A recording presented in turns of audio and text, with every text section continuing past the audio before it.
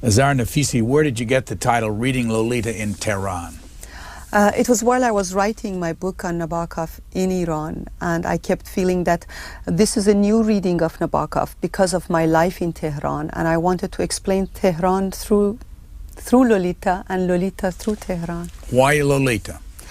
Well, I felt at that point that my life in Iran and the life of many like me, where Lolita could have been a metaphor for it. An Ayatollah comes to Iran and likes to impose his dream upon our reality, turning us into his figments of imagination. And that is what Lolita is basically about, the crime of solipsizing another person's life. When did Nabokov write Lolita? He wrote it in early 50s, and there was a great deal of scandal about it. He thought that he could never publish it under his own name. So at first it was published in France, and then there was quite a furor over it in England and US, and finally Graham Greene gave it credibility by choosing it as one of the best books he had read that year. Where is Nabokov still alive? No, he died in Switzerland in 1977. Where was he from? Originally, he was from Russia, and he was born on the last year of 19th century, 1899. And he claimed that according to one Russian calendar, his birthday was the same as Shakespeare's, 23rd of April. What's the story of Lolita about? The story of Lolita is about this very sophisticated, articulate European man, 38, who in his childhood falls in love with this girl when he was 13, Annabel Lee, and she dies, and their love is never consummated. And ever since then he becomes obsessed with the image of Annabel Lee. And when he meets Lolita years later, he tries to turn that little girl into his dead Annabel Lee. And he seduces and rapes her and keeps her under his yoke for 2 years until she finally escapes. She was how old again? 12? She was 12. Does that have any relationship to the fact that in Tehran, you say today, or in Iran, that men can marry a woman at age 9? Yes, they lowered, after the revolution, they lowered the age of marriage from 18 to 9. And I always felt a 9-year-old girl, her life has not started yet. And when you marry her off to a man, like Lolita, you're confiscating her childhood. And that is, to me, one of the biggest crimes. How often do women 9 years old or girls 9 years old marry in Iran? Well, I tell you, actually, I'm rather proud of the fact that many of the laws that the government brought to Iran or imposed upon the society didn't take off, partly because Iran was so advanced and people would not, act accordingly. But there are many young girls who are married, and there was actually an official report on many of the young girls who died yearly because of early marriage, How about is it true that a man can have 4 wives? Yes. Yes, it is true that a man can have 4 wives. These are all the laws that came back in the name of religion, which I think was abuse of religion as an ideology. What about temporary wives, and what are temporary wives? Yeah, according to some Shia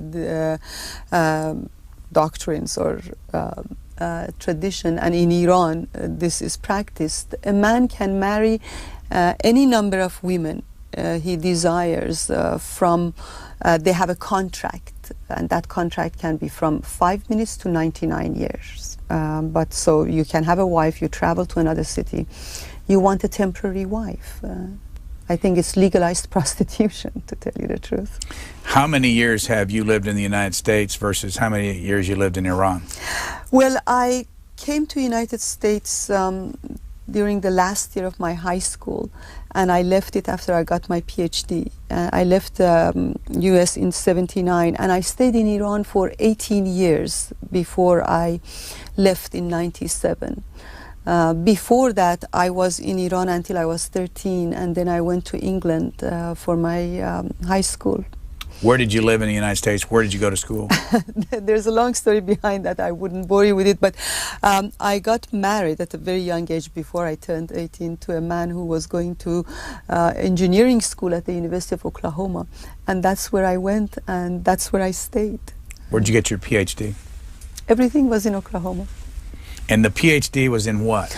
The PhD was in English and American literature, and I wrote my dissertation on someone that many Americans don't know about, Mike Gold and the proletarian writers of the 1930s. Go back to when you were at the University of Oklahoma. You talk about protesting and being an activist and all. What were you protesting?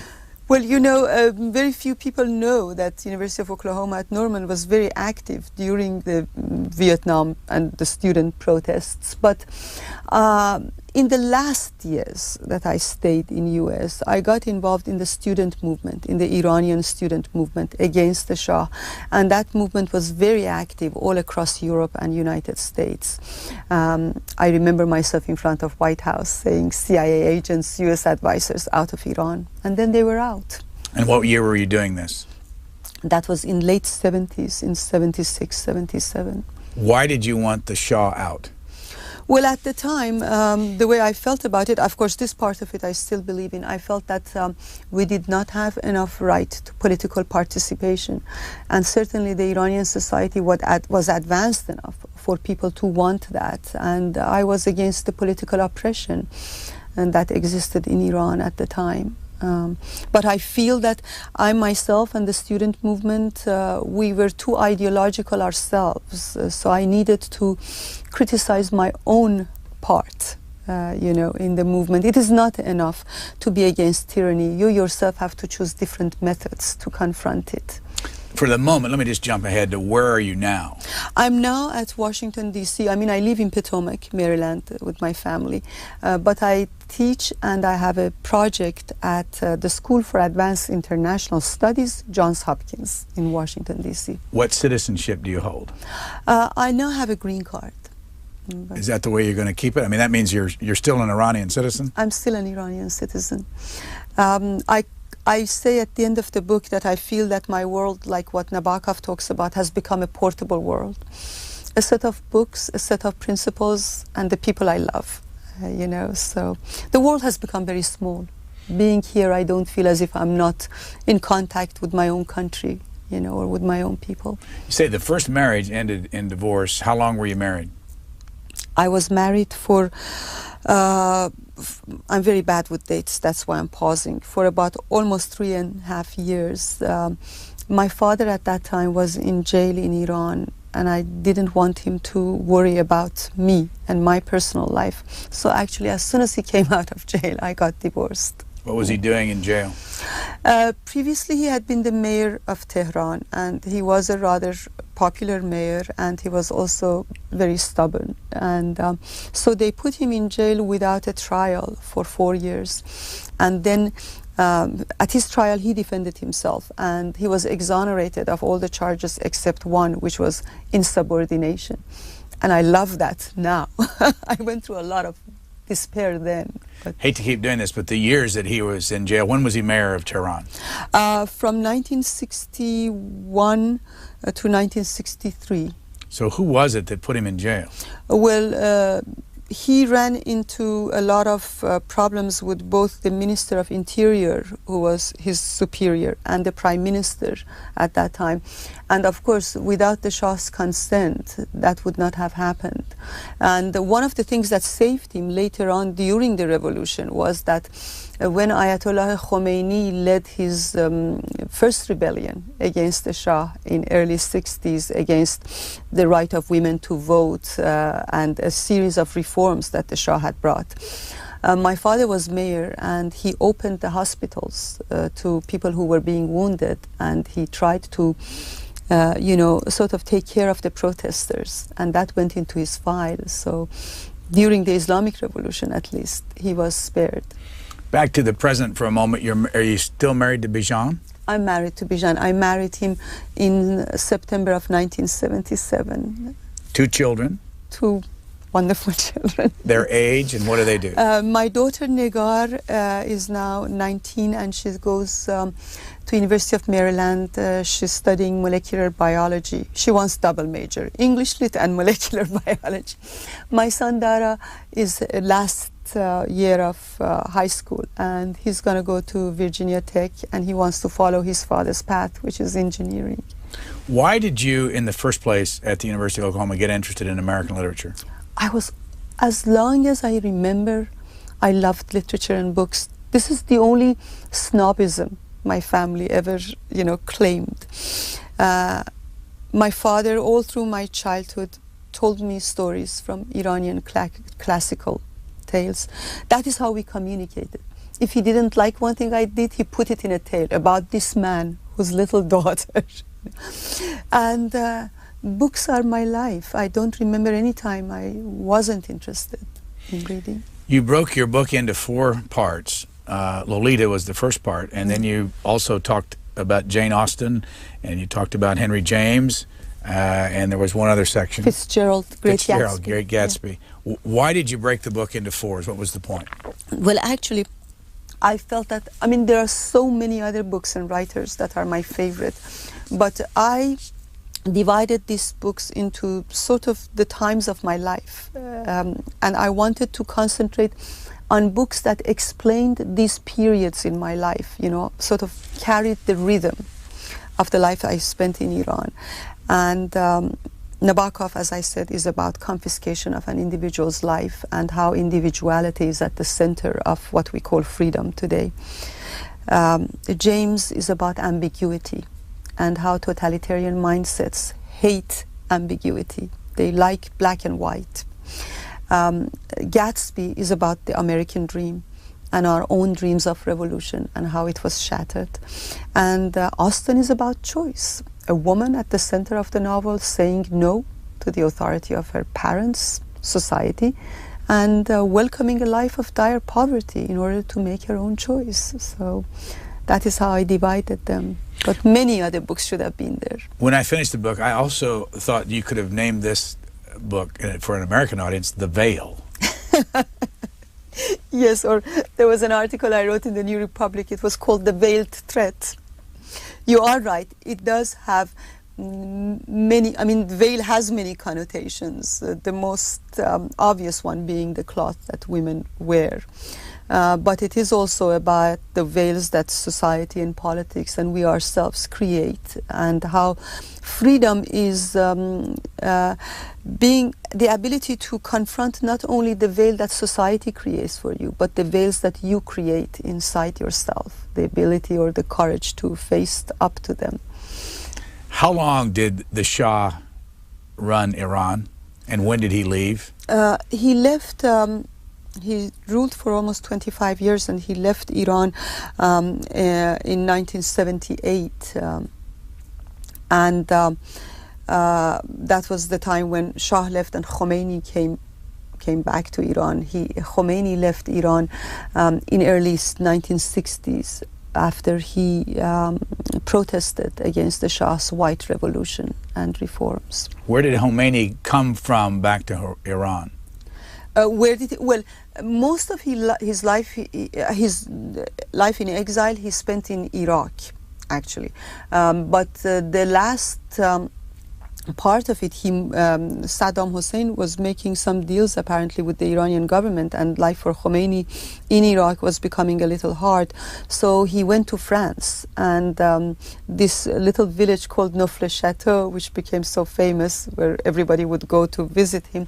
And I think that is what made Khomeini. That is what made him so well known with all the media. It was, some people say it was the first revolution in the media, through the media.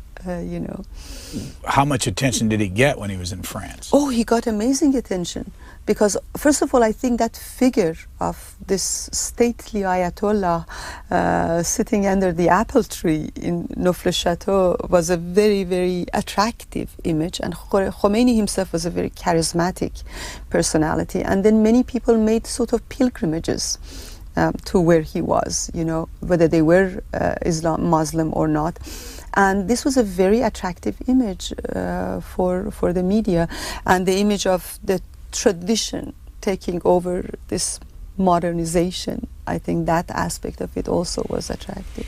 As you know, we've heard a lot about Iraq in the last couple of years, but go back to Khomeini living in Iraq. He was a Shiite, Yes. I assume, and Saddam Hussein was a Sunni. You're right. Saddam, yeah. What's the difference? Can you explain it to the person that doesn't know the background on Well, this? I wouldn't like to do that because I'm not an expert, and anyone else would be able to, anyone who is really an expert in Islam would be able to explain it better. But I know that for my own country, first of all, Iran was Sunni until about 400 years ago, when we had a dynasty, the Abbasi, the Safavid, who, as against the Ottoman Empire, turned Iran into a Shia empire with its own peculiarities in order to differentiate. So it was not all political. It was also it was not all religious. It was also political. But one of the main differences, for example, between Shia and Sunni, is that the Sunnis believe that after the Prophet died, the people they chose his successors, while the Shiites basically believe that the right of his nephew and his right-hand man Ali was, sort of confiscated by these others, Abu Bakr, Omar, and Osman, who succeeded him, and that Ali was his rightful successor. They also believe that in the 12 imams who sort of continued Muhammad's dynasty, while the Sunnis only believed until the 7th imam. I think that partly the difference for Iranians, definitely it was to differentiate themselves from the Islam that was brought into their country. They wanted to create their own independent identity. And I think that is partly. We learned during the Iraqi war a lot about populations, that Iraq has something around 24 million, depending on what day it is. How big is Iran? Well, Iran has almost doubled since the revolution started, so it is near 70 million now. And they share the same border. They share the same border. But not the same language. No, Iran is Persian. They like to call it Farsi. I think, like English, you say English, I say Persian. And Iraq is Arabic. What's the difference between the two languages? Well, the roots of Persian is Indo-European. And after the Arab invasion I think that was maybe the most complete invasion. Our country had been invaded many times, but that was the most complete invasion of the country, where the Arabic language so much entered Persian and was mixed with Persian, so you cannot understand Persian grammar without understanding the Arabic grammar. There are still certain letters which are Persian. Persian has more letters than Arabic does. So while when I look at the letters in Arabic, I can understand them, but I can't understand the language. Persian is closer to the Urdu, which is what, for example, is being spoken in Afghanistan. Actually, Urdu is a purer form of language than the Iranian version of it. They have. When the Ayatollah took over, I assume that's what you would say, when he Yes. came back during the revolution happened in 1979? Yes. What happened to women? What changed for women once the Ayatollah and the fundamentalists took over? Iran, and I don't like to say that it was just the Shah who brought us freedom, because it's not true. Or rights of women. Iran, since like many other countries in its neighboring, in its vicinity, like Turkey, like Egypt, like Lebanon, near the end of 19th century, Iran underwent a great deal of social and cultural and political turmoil because of the crisis within the country itself. It couldn't hold on to the old despotism. And one of the things that happened was women wanted to become more visible. The first woman who unveiled in Iran was in mid-19th century, a woman named Tahireh, who was also the leader of one of the now new religions, Babi religion, which later turned into Baha'i religion, which was an offshoot of Islam, you know. And then with the constitutional revolution, women by and by started fighting for their rights to public education and, you know, other rights. So by the time of the revolution, we had women senators, 2 women ministers, one of them my old high school principal who was murdered by the regime, a woman for women minister for women's affairs. We had the right to vote. We had women in all walks of life. What about your mother? Yes, my mother was also she was too outspoken to last, but she was one of the first women, along with that high school principal, who went to the parliament in 1961. And what happened was that the first thing that the Islamic regime did before they had a new constitution was to repeal the family protection law, which protected the rights of women at home and at workplace. They lowered the age of marriage. They brought back the Sharia laws, which contains stoning for adultery. Sharia is the law of Islam? Yeah, it is not the law that is in Quran. It is the law that was created afterwards. And if you look at the constitution of Iran, is far opener society than Afghanistan was, for example, or Saudi Arabia is. But the laws are very similar. There are the same punishments for the same crimes. And women became the center of attack. Everything, I mean, the way I look now was all of a sudden a symbol of the West. And unfortunately, some people in the West also call me not Iranian, but Westernized, which I very much resented. So if you went to Tehran right now and got on an airplane and started to land there, what would you change? What would change for you that you can do here? Of course, now Iran, because of especially the young people's rebellion, is much more open than when I left it in '97. But first of all, I have to cover my hair. I have to wear a scarf. That would. You have to cover your entire hair. Well, this is the law. Nowadays, they're much more relaxed because they couldn't control it. But the way these girls are on the cover of my book, that even is not really proper. You know, you should cover the hair properly, but nobody does that in Iran today. Why did you choose this for the cover? It so much reminded me of my own students, the sort of simplicity, and it seems as if they're reading a book, you know, and the youth, and I wanted the cover to be very simple, and I'm very grateful to Random House for finding that. Where was that photograph. picture taken, you know? They got it from, you know, they bought it from a company which sold these photographs. Are they 2 Iranian girls? Or? Yeah, they're 2 Iranian girls. They're very similar to my own students. You know. So you land in Tehran right now, Yeah. you put the veil on. And then you have to, you see, the point is that the contours of your body should not be shown. So you have to wear something like a raincoat or a robe or a chador, which covers your whole body. Yeah, you're not supposed to have makeup on. At all? No, no. You see, the philosophy behind it is that women should not attract attention because women become sources of temptation, which is rather paradoxical because women are so active in Iran and they are there. So one of the things that really bothered me was that I was asked to be visible because I went to work the way I do here. At the same time, I was asked to be invisible because I couldn't talk, I couldn't shake hands with my male students or my male colleagues. Ever? No, no. You cannot touch a man who is not related, who is not like your father, your brother, or your husband, you know. You cannot show your hair or other parts of your body to that man.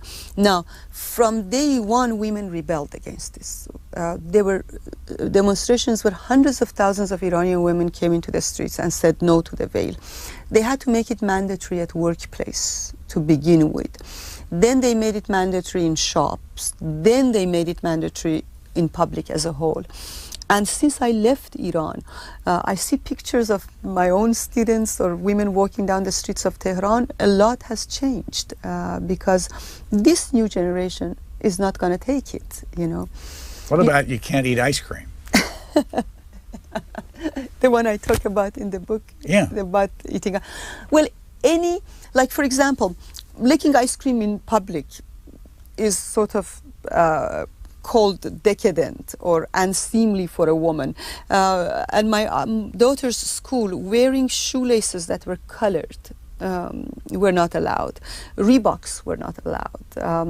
Wearing a certain kind of trendy eyeglasses were not allowed.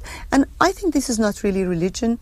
I mean, you know, my grandmother always wore the veil till the day she died. And during the Shah's father's reign, when for 3 months they made the taking off of the veil mandatory, she refused to leave home for 3 months. So the issue in Iran right now, as in other Muslim societies, is choice. Nobody should choose for me how to worship my God, how to relate to my God, you know. Now the veil, unfortunately, has become a political token, not a token of faith. You lived in Tehran during the Iran war. Yes. What years was the war? They started right after I came to Iran. I think the war in Iran started in 1979 and went on until 1987. It went for 8 years. One of the years, and it may have been 87, I can't remember, you said there were 167 missiles Yeah, that was the fired last by year. Iraq into Tehran or the entire country? No, Tehran. Tehran at first was not as much targeted. The parts that they started targeting were the oil-rich parts, which were close to Iran, to Iraq. That was the cities of Abadan and Khorramshahr. They really almost demolished those cities. Then they started on the bigger cities, Tabriz in the northern part, Isfahan, and Tehran. And the hardest attack on Tehran was those last few months before the war ended. Who had started the war? Saddam did. He bombed an oil refinery. And that is, I remember we had come from a vacation from Caspian, and we turned on the radio, and they said that the war has started. But Iran also, at that time, Iran was provoking a lot of the Muslims, not just in Iraq, but also in Saudi Arabia and the neighboring countries. Every time there was a pilgrimage to Mecca, Iranians were starting death to America and calling these regimes puppets of US. So Iran was very politically active at that time. Were you religious? I felt that I was religious, not in terms of, you know, following any specific rules. My parents, my mother went to the pilgrimage. She never wore the veil. My father considered himself religious. For a while when I was in States, I thought I was a Marxist.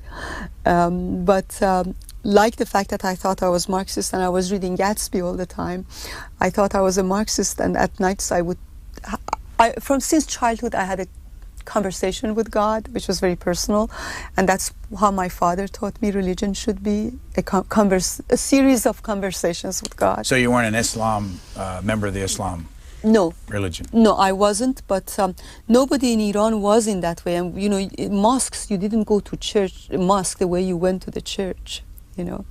By the way, if in a Islamic society, what do the women do if only men go to the mosques? Yeah, the women, after the Islamic Revolution in Iran, for example, the women would sit behind the curtains or would sit at one other section where they're not seen. But before the Islamic Revolution, it was a very individual act. People would sometimes go to mosque for prayer, or especially the Friday's prayers were very important, but it was not a communal action at all. And at any rate, whether at mosque or at home, women were always sort of segregated. In one sense, Ayatollah Khomeini paradoxically brought traditional women much more into the society, because he discovered how amazingly helpful they are. When Shah granted the right to vote to women in early 60s, Ayatollah Khomeini called that an act of prostitution, and he gave an edict against it. When he came to Iran and with all these women in the streets, that he could in no way put them back, he realized what a gold mine he had. A very, very intelligent man, you know. In the beginning of your book, you have an author's note, and you say aspects of characters and events in this story have been changed, Yes. mainly to protect individuals not just from the eye of the censor, but also from those who read such narratives to discover who's who and who did what to whom. Are any of these names reflective of the people that you knew? The names know their lives, yes. The names I try. Some of the names rhyme. Some of the names rhyme. And you know what happened with the 7 girls? What happened is that I consulted with one of my girls, whom I call Mana. I said, what name would you want, you know?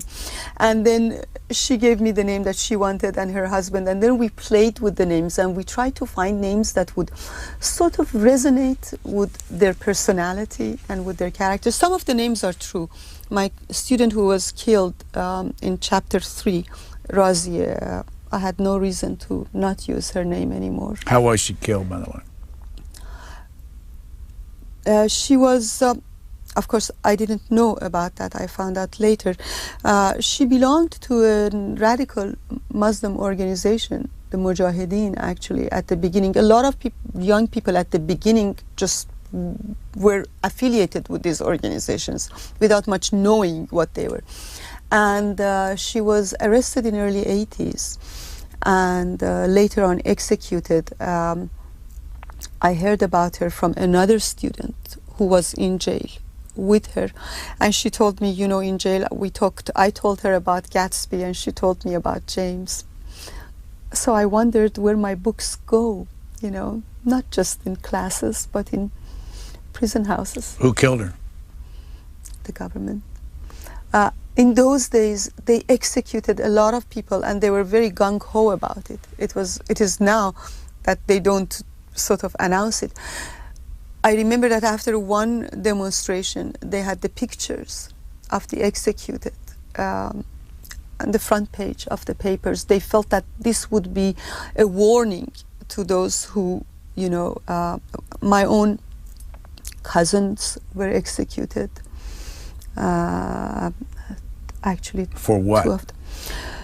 For being politically active against the regime, for participating in demonstrations.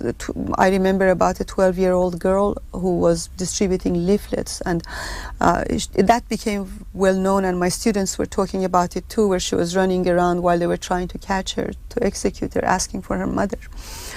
And another thing that happened was virgins supposedly go to heaven if they're killed. And some of these leftists and radicals who were arrested, the guards would quote-unquote temporarily marry them in order so that they won't be virgins when they go to heaven. These are the things that will always remain, and these are the things that I feel complicit in too, although I wasn't part of it, you know. You taught at 2 universities in Tehran. What were they? I started teaching at the University of Tehran until I was expelled. What year were you expelled? They expelled me in 81 or 82. The reason I'm not sure about it is that at some point in 1980 I stopped going, and they kept writing me letters, and because I didn't want to wear the mandatory veil. And then one day they just sent me an edict saying that you're expelled. All because of the veil? Well, I wouldn't wear it, and you couldn't go to work without the veil. And I know that later I was forced to wear it, and a colleague told me, why are you doing this? Because tomorrow you'll be forced to wear it in grocery stores. And I said to her that a university is not a grocery store. And if my students up to now have seen me without the veil, and they see me with the veil tomorrow for just this money that I'll be getting monthly, I want them to remember at least that there was a protest here, you know. And I didn't teach until mid-1980s. I did go temporarily just for a term or two teaching at the Free Islamic University and the Shahid Beheshti University, and then I chose this one, the one Allame Tabatabai University, because I felt it was quote-unquote more liberal. What happened at that school? Well, of course, you know, what the image you have of liberal and the image I have of that time as liberal is different. But that school was an amalgamation of about 23 small colleges and universities that they put together. So they were not so centralized at Allame. And we had more leeway. If you had a good head of the department or head of the faculty, there were things you could do that you couldn't do in other places. So when I went there, I remember the first thing they told me, they said, we know about your veil problem, you know, so promise us that you will do that. And I said, this is not the law of the land. I have no choice, but I will teach what I want to. And until I stayed there, despite all the problems I had with them, they kept that promise. I taught what I wanted to teach, but they constantly harassed me. The classes became very popular. And people would come from all over to the classes, not because I'm so great, but because I was teaching the things that people were hungry for. American literature? American and English. Did you teach in Farsi, or did you? No, in English. In English? Oh, yeah, it was all in English. And, you know, they read Tom Jones and Wuthering Heights, all of this in English. That is another thing I wanted to tell about in this book. In one sense, we were victims. In another sense, I wanted people to understand how people, in the face of such oppression, create spaces, themselves create spaces that nobody can take from them. And they were so eager. I never had such intense classes. So how did you decide to take the 7 students to your home? Okay, by mid-90s, again, we went through a process of deliberalization, and the head of our faculty, who was very open, and he had allowed me to do a lot of programs there, he was taken off his job, and they started again talking from the veil to why are you teaching this, why are these people coming to your class. So I thought that rather than concentrating on my Nabokov and my Austen, I'm concentrating on how far my veil is right now. Am I too open with my students? A teacher cannot teach that way. And my dream was to teach in an environment where we were just in love with literature.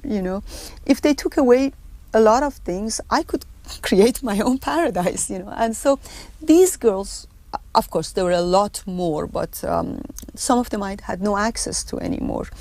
These girls were my most trusted girls, and most of them had finished school, but they kept auditing classes. And one of them was a freshman who audited my graduate classes, and she was wonderful.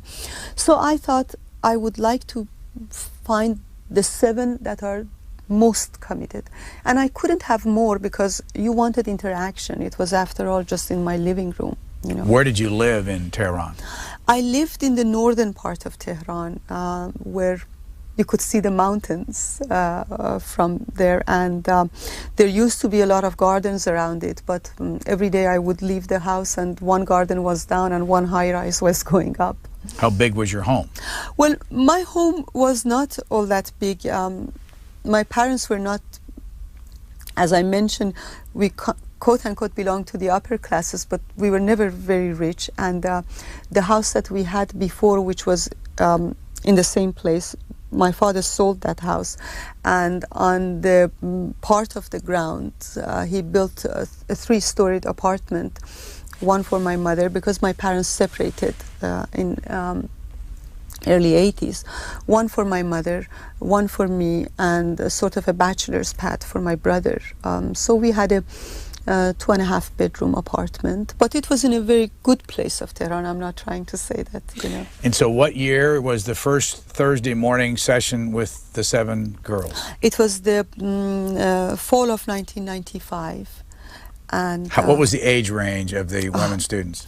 Well, my youngest was about 19, almost 20, and the eldest were in their early 30s, because some of them, like one of them who is now here actually living in California, they had finished their MA degree and they had just come to my classes,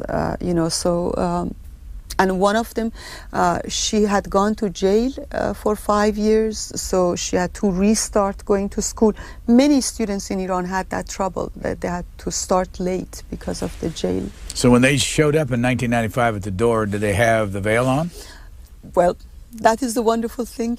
They had the veil on and then they take it off and they'll be completely different people, even the ones who were practicing Muslim and wore the veil. Because, before the revolution, women who wore the veil, they didn't all wear it uniformly. I mean, that wasn't communist. It's in communist China where everybody wears things uniformly. And I think this regime used the way China used the uniform.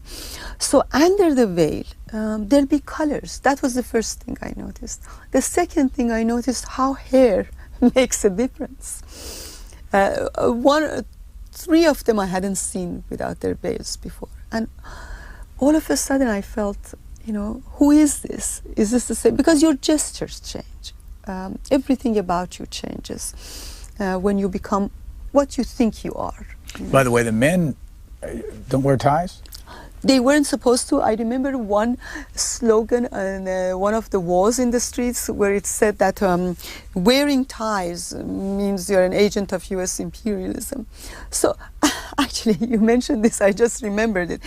We had a very stubborn and rebellious professor at the University of Tehran, and he was really top in his field. He was a linguist. And there was a conference at the University of Tehran, and he refused not to wear his tie. And there was a big to-do. They couldn't allow this professor to come with his tie on, and they had to cancel his, he was Professor Bateni, and the reason I'm using his name is because, this was open, it's nothing to hide. They couldn't allow him to come with the tie. And now, of course, men also participated in this process of rebellion. My father always wore a coat and tie, and they just didn't accept it, So right now, could this book that you wrote be sold in Tehran? No, I don't think so. No way? No. Why not?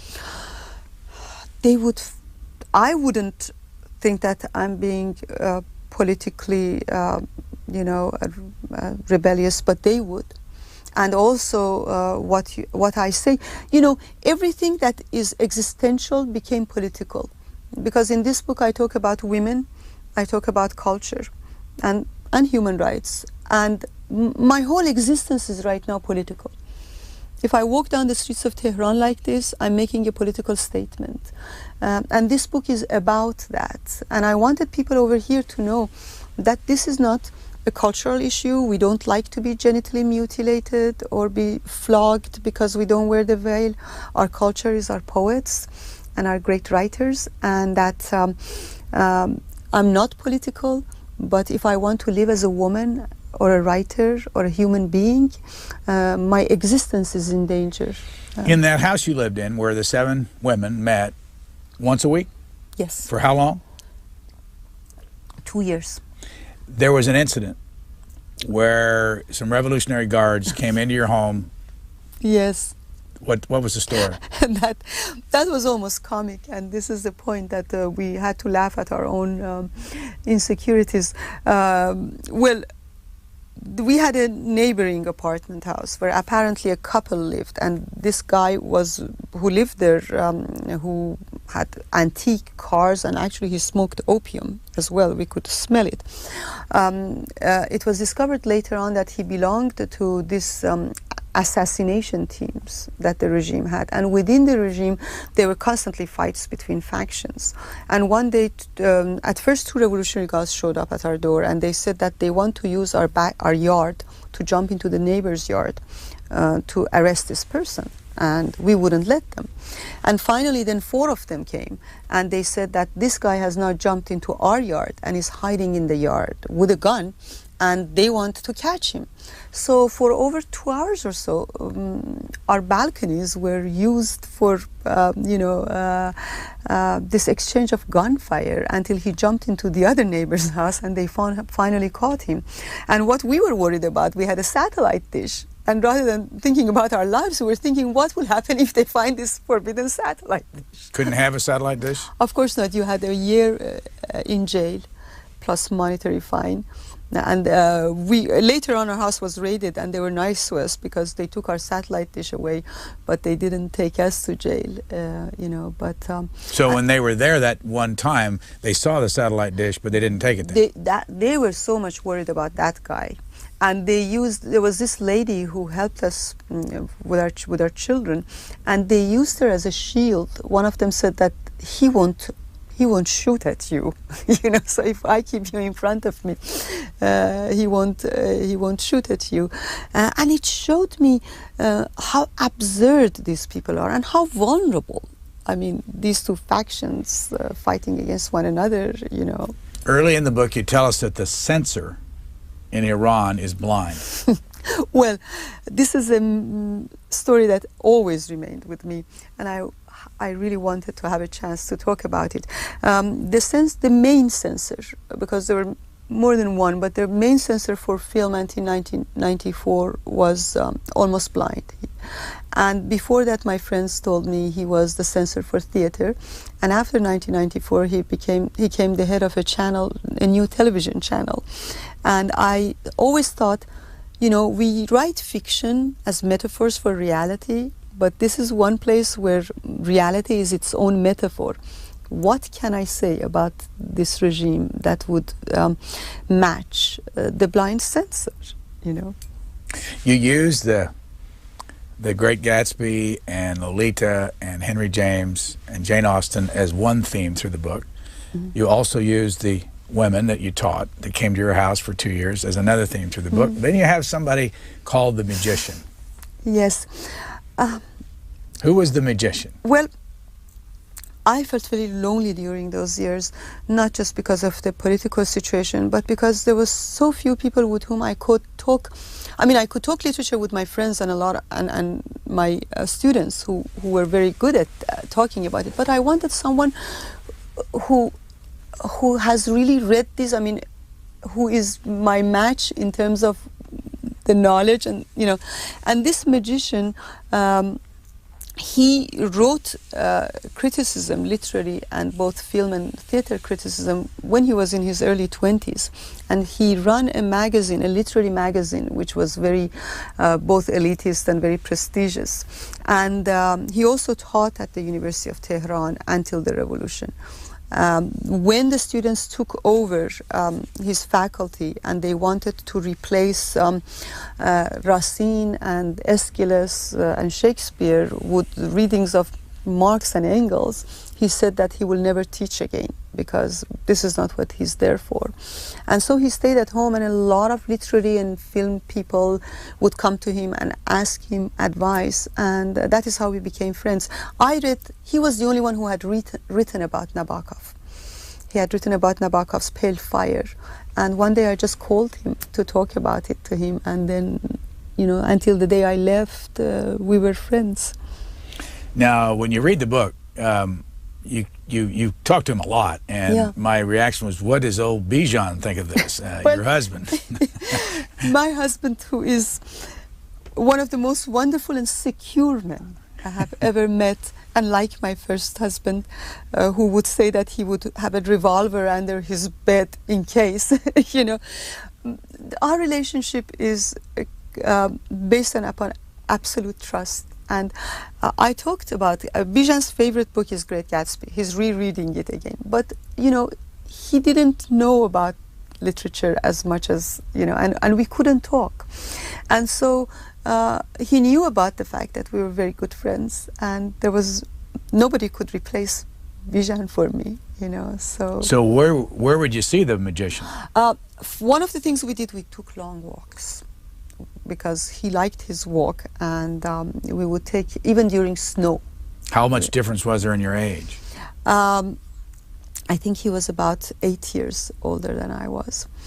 And then sometimes I would go to his home for lunch or for coffee. And he had another friend who sometimes the three of us, and sometimes we all went to a restaurant, the three of us. And I had a couple who were bookstore owners, who were family friends as well. And sometimes we went to the mountains with them. How could you though go to a restaurant when you're not allowed to look each other in the eye? Well, this is the paradox of Iran, and that is why I'm saying that these guys are using literature as an religion as ideology.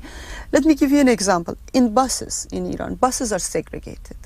Women are supposed to sit behind men, but in taxis and minibuses, women and men are sitting on top of one another. I mean, there's not enough room, so So the fact is that you see these contradictions in Iran, and a lot of the journalists who go to Iran, that is what gets them.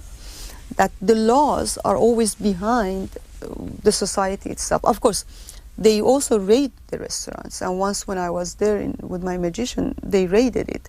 And if they caught us together, despite the fact that my husband knew and didn't mind it, they could have, accused us of adultery just because we were sitting. Do they still have the morality patrols running around the city and the I don't think they Toyotas? have anymore. When I was in Iran in '97, they still had them. But I'm talking with my friends and students, and they said that there is so much unrest that they don't want to add to people's dissatisfaction by having the morality police around. But they still have raid parties and raid houses, and every once in a while they raid the streets. There's one thing you talk about. Contradictions or strange things and all.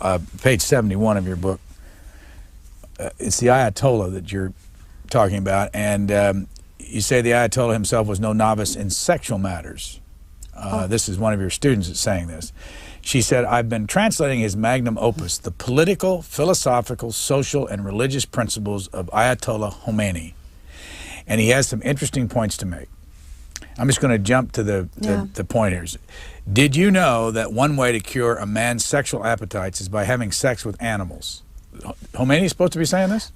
This is every Ayatollah, at least in our in the Shia, they give something like their dissertation in order to become one, and there are a set of questions that they think that they will be asked and they have to answer, and these are the set of questions that he has and he answers. Well, let me read on. I'll read it again. Did you know that one way to cure a man's sexual appetites is by having sex with animals? And then there's the problem of sex with chickens. Yes. You have to ask yourself if a man who has had sex with a chicken can then eat the chicken afterwards. Our leader has provided us with the answer. No. Neither he nor his immediate family or next-door neighbors can eat of that chicken's meat. But it's okay for the neighbor who lives 2 doors away. Yeah. You see, this is the problem. I don't think that Ayatollah Khomeini really believed in the kind of stuff that he wrote. But this is what he wrote. And this is what they have been writing for 400 years. It's not just him. And there was an Ayatollah in Iran called Golpayegani, who was also the prosecutor at the beginning of the revolution, and a very ruthless one. And he had a program where he would talk about these issues on television. And one of the biggest jokes about him was when he said that if there is an earthquake and your aunt is sleeping downstairs and you fall on top of her and you have children, then what would happen? And people in Iran made fun of that Hojjatul Islam Golpayegani, and they would call it the Gili show, because people would listen to it for laughs, and this is such demeaning of a great religion. And you do have people over here in this country who are absolute fundamentalists and who believe in a lot of, very strange things, but you don't bring it and make it the law of the land, Haven't spent any time talking about your students much and their interrelation with the literature and all, but it might be interesting because you do some of this in the epilogue. You had 7 for 2 years, came to your home every Thursday. Where are those 7 today? This was 1997 when you broke up. 97. Some of them actually continued the class without me, and they also, one of them, the youngest one, Yasi, she created a class of her own, which was so wonderful that when she got finally her visa and was accepted at the university here, she was wondering whether she should leave or not because of her class. She wanted to be like her uncles, all of whom lived and came to US and got a degree, while her mother and her aunts could never do that. And Yossi was the first woman in her family who is now getting a PhD at Rice. The other one, Azin, whom I talk about, whose husband was beating her up and wouldn't let her see her 3-year-old girl, she finally got her divorce and she's married again, and she lives in Dublin, California. And she was at one of my talks in San Francisco, which was the strangest thing, seeing her look like that in public. Another one, Mitra, is in Canada. She's going to an art school. And Afnasreen, the one who had to escape the borders, I don't know where she is. And 3 of them are still in Iran. And my male student teaches and still writes criticism, which I hope he'll one day finish. You know. Was the male student there at all the meetings? None of the meetings. None of the meetings. He would come to my house, you know, on a one-to-one basis. I wrote this down when I read your book. I can't live like this anymore. When did you make that statement and leave the country? To tell you the truth, for a long time I kept saying it every year. I can't live like this anymore. But this class, which was the highlight of my life in Iran, at least my working life in Iran, also made me realize how isolated I had become. I thought, how long more can I continue with the class? It can't be forever with these 7 girls, you know, now 6. And I can't write what I want, because this book, Reading Lolita in Tehran, was in my mind for a long time. And when I would come for talks in US, the title of my talks were a lot of times Reading Lolita. And to tell you the truth, I wanted to write and teach, and I didn't have many years left, you know, to do that. So that was when I decided to leave. Your children are 19 and 17? Yes. And you're teaching at Johns Hopkins? Yes. And how do you like it? I like it very much. I was always worried about, about teaching here. I wondered if students would like Jane Austen, you know, the way they did there. I didn't want to be disappointed. I was very pleasantly surprised. Currently in this class, and today is the last day of that class, I'm teaching Zora Neale Hurston side by side with Jane Austen. The classes I teach here do not have the intensity of my classes in Iran. I mean, people do not ruffle their hair reading Nabokov. But there is also a freedom and a relaxedness about it, which I enjoy. I sometimes think my students do not appreciate what they have. We only have a few seconds. Will you ever go back and live in Iran, do you think? I don't know. I would like to leave that option open. I would like to have a portable world. And I always dream of going back sometime. This is the cover of the book, Reading Lolita in Tehran, a memoir. Azar Nafisi, our guest. I thank you very much. Thank you so much.